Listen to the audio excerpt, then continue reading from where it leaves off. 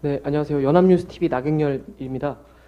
대표님, 이제 검찰이 기소를 결정해 놓고 있다. 그러면 이제 대표님에 대한 체포동의안이 또 2월 국회에 또 넘어올 거고, 그리고 또 민주당 일각에서는 이제 검찰이 그걸 노리고 체포동의안을 그 분열을 노리고 민주당의 분열을 노리고 체포동의안을 넘길 것이다. 이렇게 보시는 분들도 많으신 걸로 아는데, 그래도 분열이 없을 수는 없을 것 같습니다. 이거를 좀 어떻게 수습해 가면서 당내 통합을 강화하실 보관이 어떤 게 있으실지 여쭙겠습니다.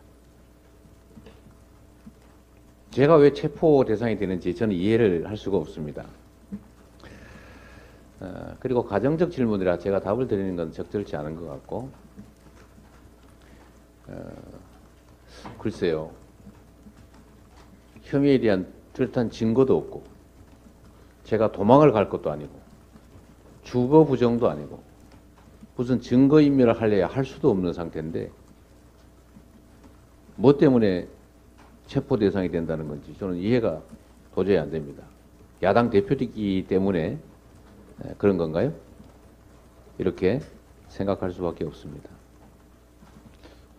뭐 중요한 질문들은 거의 다 나와서 이것으로 좀 마무리를 좀 하도록 하겠습니다. 예, 이상으로 기자 간담회를 마치겠습니다. 한 가지만 하겠습니다. 네. 하세요. 네. 미디어오늘의 조현호 기자입니다. 이게 그 수사 내용에 대해서도 한 말씀 좀 질문 드렸으면 해서요. 이게 사건의 이제 가장 국민들이 궁금해하고 있는 핵심이 그 사전에 이제 알고 있었느냐, 그 이제 대장동 사업자들과 알고 있었느냐인 것 같은데요.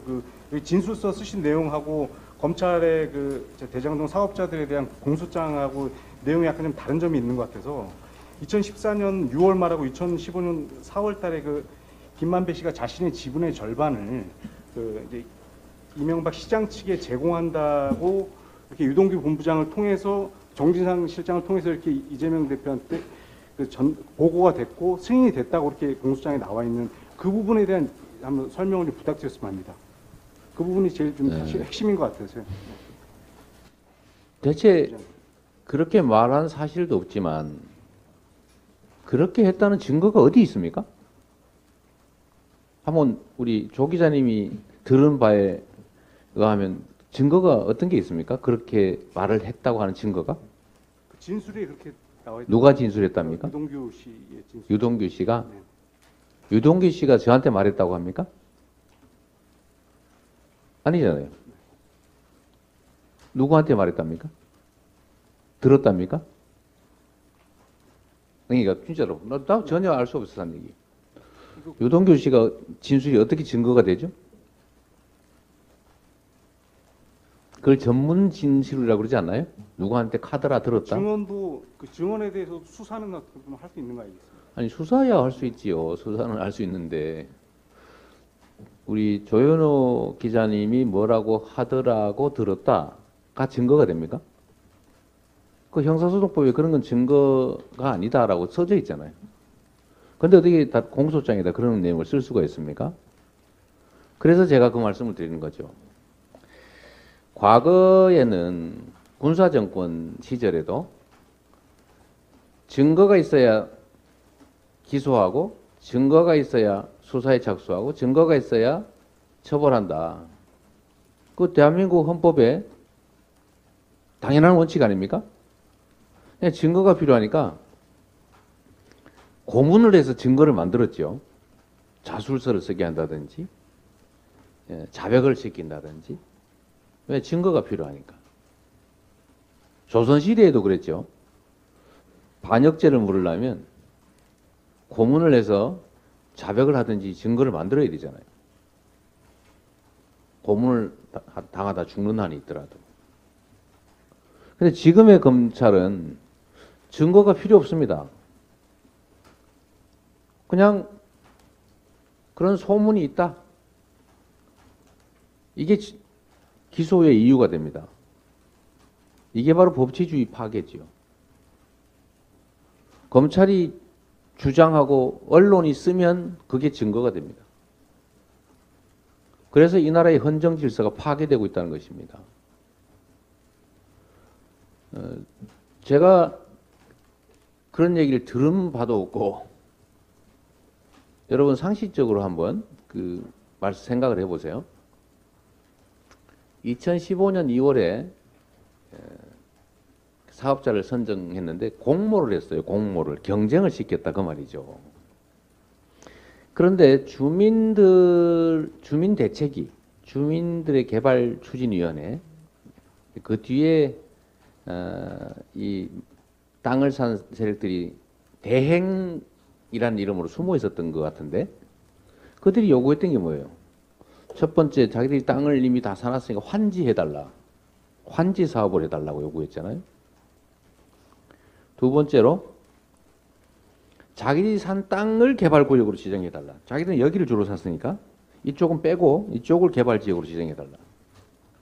남욱이 유동규한테 돈 뇌물 주면서 요구한 게 그거 아닙니까? 개발구역 지정을 자기들이 산 땅 중심으로 지정해달라. 세 번째 중요한 요구가 이런 거였죠. 만약 공동 개발을 하면 민간 사업 파트너를 자기들로 지정해달라. 그 꼭 공모 경쟁 안 해도 됩니다. 지정하면 돼요. 그런데 남욱이 뭐라고 했습니까, 여러분? 여러분 법조 기자가 아니시니까 모르시겠지만 남욱이 그렇게 진술했다고 하잖아요, 법정에서. 수억대 뇌물을 주가면서 유동규한테 청탁을 했는데 그 청탁이 하나도 통하지 않았다. 결론이 뭐냐면 저는 원칙에 따라서 환지 안 하고 강제 수용했습니다. 강제 수용하면 땅 산 사람들 어떻게 됩니까? 투기한 사람들?